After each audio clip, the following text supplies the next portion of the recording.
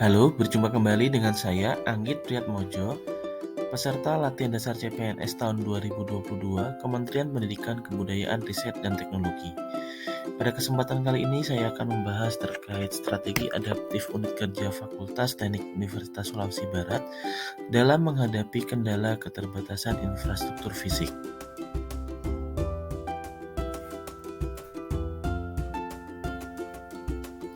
Kemajuan teknologi informasi dan komunikasi menuntut perguruan tinggi untuk selalu melakukan inovasi pendidikan dan pembelajaran. Untuk mendukung upaya peningkatan inovasi atau pembaruan ini, maka diperlukan adaptasi terhadap segala perubahan dan kemajuan zaman yang menimbulkan banyak peluang dan tantangan untuk pengembangan diri. Perguruan tinggi perlu memaksimalkan segala kekuatan dan peluang yang dimiliki untuk meminimalkan atau mengurangi segala kelemahan dan tantangan yang dihadapi untuk mencapai perwujudan visi dan misi perguruan tinggi. Universitas Sulawesi Barat sebagai salah satu kampus negeri yang masih cukup muda, masih memiliki banyak kekurangan dan keterbatasan, terutama dari segi fasilitas dan infrastruktur penunjang dalam penyelenggaraan pembelajaran. Strategi adaptif diperlukan untuk mengatasi permasalahan ini.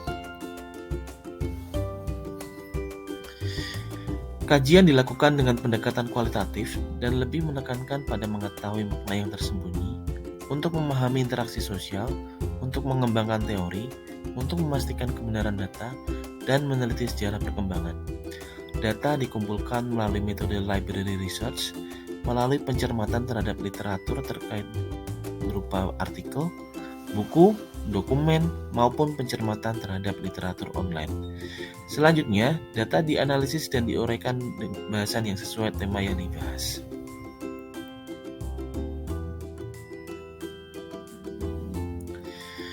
Sebagai universitas negeri yang masih tergolong baru, Universitas Sulawesi Barat masih menemui beberapa kendala dan permasalahan. Kendala ini menyangkut fasilitas dan infrastruktur fisik penunjang pelaksanaan kegiatan administrasi perkuliahan dan pelaksanaan proses belajar mengajar.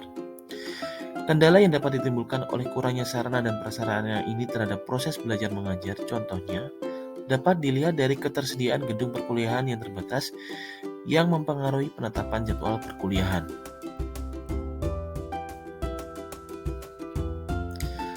Kendala keterbatasan fasilitas terjadi hampir pada semua fakultas di Universitas Sulawesi Barat, termasuk Fakultas Teknik.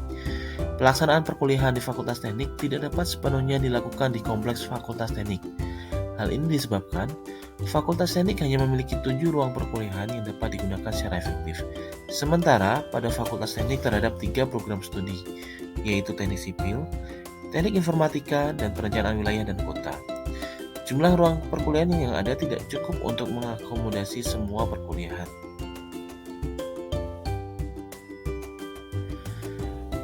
Untuk mengatasi kendala-kendala terkait ketersediaan gedung penunjang yang terbatas tersebut, maka Fakultas Teknik bersinergi dengan pihak manajemen pada tingkat universitas untuk menerapkan strategi-strategi adaptif dengan memanfaatkan sumber daya yang ada secara optimal demi tercapainya kelancaran penyelenggaraan perkuliahan.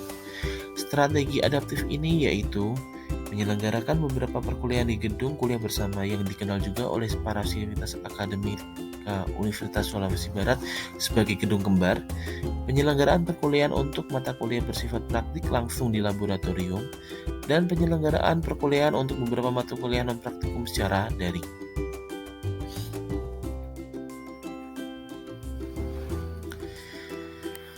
Berdasarkan kajian tersebut, dapat disimpulkan bahwa Universitas Sulawesi Barat mengalami kendala terkait dengan keterbatasan sarana dan prasarana fisik penunjang perkuliahan, seperti gedung perkuliahan, gedung administrasi fakultas, dan program studi dan laboratorium. Keterbatasan ini dapat menimbulkan kendala berupa penyelenggaraan perkuliahan menjadi kurang lancar, sehingga untuk mengatasinya Fakultas Teknik telah menerapkan berbagai strategi adaptif, yaitu pemanfaatan ruang kuliah bersama dengan sebelumnya dilakukan penyelarasan jadwal antar fakultas, penyelenggaraan perkuliahan yang memerlukan praktik pada ruang-ruang laboratorium, dan penyelenggaraan beberapa perkuliahan secara daring.